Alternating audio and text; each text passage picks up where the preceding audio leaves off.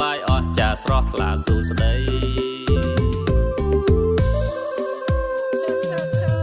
សង្គ្រាមឆ្នាំនេះខុសប្លែកពីឆ្នាំមុនព្រោះបងបានមុំធ្វើជាគូសង្សារធ្វើបន់ជាមួយអូនសើសប្បាយអង្ចាព្រោះតែជីវ៉ារូបស្នេហាព្រាំងក្តីចាំចប់ចូលឆ្នាំប្រាប់ឲ្យម៉ែចូលស្ដីនៅស្រចរណៃចូលរញ្ជីស្រីអើ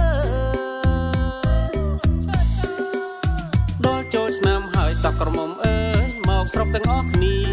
អាសិនការងារមកស្រុកទាំងអស់គ្នាអីកុំខាននាំគ្នាទៅវត្តរាប់បាតអូទើជូនសន្តានដែលលោកបានចែកឋានថ្ងៃបុណ្យមហាសង្ក្រាន្តសុខសាន្តរៀងអើយ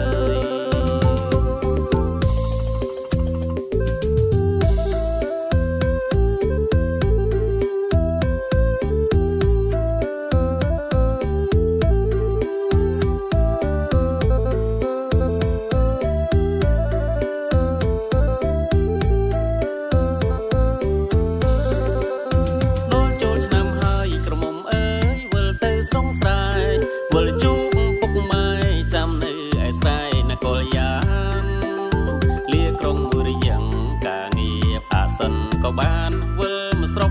កុំខានចូលឆ្នាំមហាសង្ក្រាន្តជួបជុំគ្រួសារដល់ចូលឆ្នាំហើយក្រមុំអើយទៅវត្តពីនាងហុចធូបសំពាំងយកការថ្វាយព្រះនៃជីវ៉ាធ្វើបុណ្យជាមួយគ្នាអូទឹងជួនដល់ញាតិកាមហាសង្ក្រាន្តឆ្នាំនេះណាពិតសប្បាយអស់ចាស្រស់ថ្លាសួស្ដី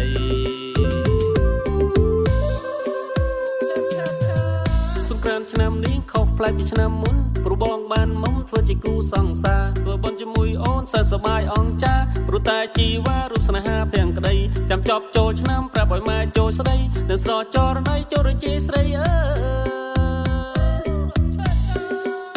ដល់ចូលឆ្នាំហើយតក្រមុំអើយមកស្រុកទាំងអស់គ្នា